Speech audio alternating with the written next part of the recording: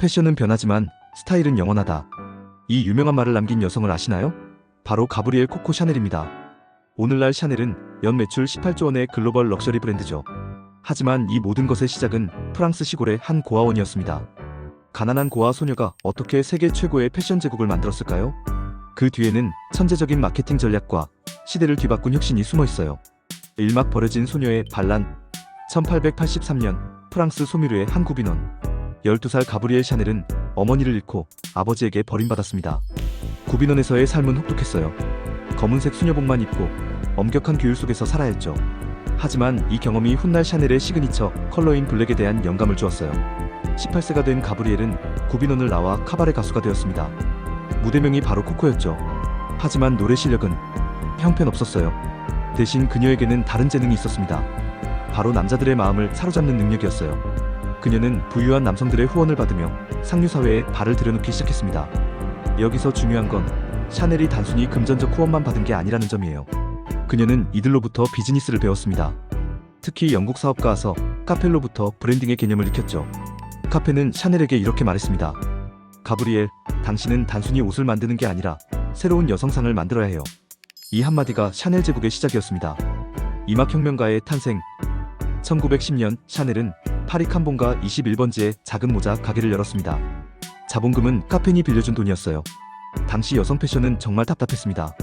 코르셋으로 허리를 조여서 숨도 제대로 못 쉬고 화려한 장식이 잔뜩 달린 무거운 드레스를 입어야 했죠. 심지어 모자에는 새 깃털이나 과일까지 장식했어요. 샤넬은 이 모든 것이 우스꽝스럽다고 생각했습니다. 여자도 편하게 입고 자유롭게 움직일 수는 없을까? 그녀의 첫 번째 혁신은 모자였어요. 깃털과 장식을 모두 떼어내고 심플한 디자인만 남겼죠.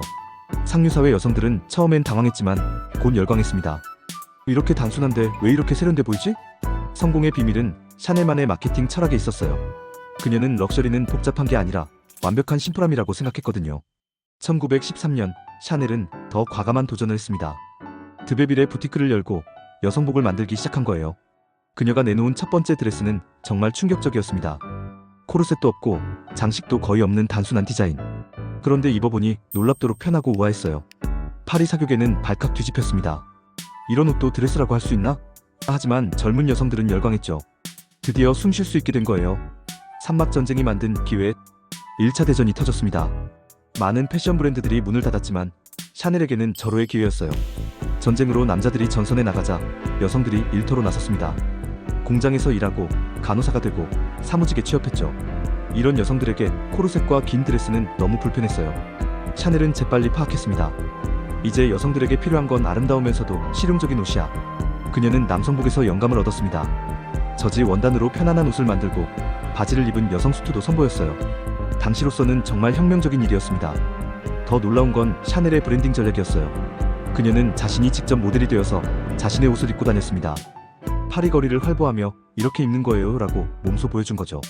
이것이 바로 최초의 인플루언서 마케팅이었어요. CEO가 직접 브랜드의 얼굴이 된 거죠. 사막 샤넬 넘버 5와 마케팅의 완성. 1921년 샤넬은 패션기를 넘어서는 도전을 했습니다. 바로 향수 사업이었어요. 당시 향수는 대부분 꽃 이름을 땄어요. 로즈, 자스민, 라벤더 이런 식으로요. 하지만 샤넬은 달랐습니다. 샤넬 넘버 5라는 숫자를 브랜드명으로 정한 거예요. 왜 5번이었냐면 샤넬은 매우 미신적인 사람이었는데 5를 행운의 숫자라고 믿었거든요. 그리고 향수 테스트에서 5번째 샘플이 가장 마음에 들었대요. 하지만 진짜 천재적인 건 마케팅 전략이었습니다. 샤넬은 병 디자인을 남성용 위스키병처럼 단순하고 기하학적으로 만들었어요. 여성은 복잡한 병이 아니라 향에 돈을 지불하는 거야. 그리고 1954년 마릴린 먼로가 기자에게 잠잘 때 뭘 입으세요? 라는 질문에 샤넬로 샤넬 넘버 5 몇 방울만이라고 대답한 순간 샤넬 넘버 5는 전 세계적인 아이콘이 되었죠.